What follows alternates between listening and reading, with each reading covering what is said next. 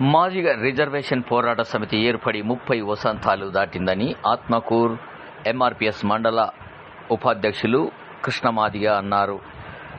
MRPS జాతీయ అధ్యక్షులు మందకృష్ణ మాదిగ ఆదేశాల మేరకు ఈ నెల 7న ప్రతి గ్రామంలో 30 వసంతాల వేడుకలను ఘనంగా నిర్వహించాలని ఆయన పిలుపునిచ్చారు. ప్రతి గ్రామంలో ఎంఆర్పీఎస్ జెండా ఎగరవేయాలని ఆయన కార్యకర్తలకు పిలుపునిచ్చారు. రాష్ట్ర ప్రభుత్వం వికలాంగులకు పెన్షన్లు 6,000 రూపాయలు ఇవ్వాలని నేడు కలెక్టరేట్ కార్యాలయం ముందు ధర్నా చేపట్టినట్లు ఆయన తెలిపారు.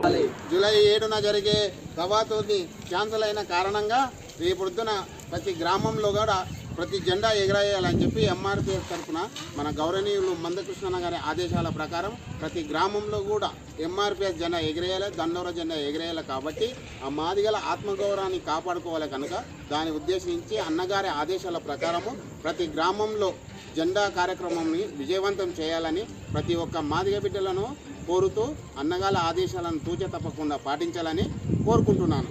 జై మందకృష్ణ గారి నాయకత్వం, మందకృష్ణ గారి నాయకత్వం. జై మాదిగ, జై మాదిగ.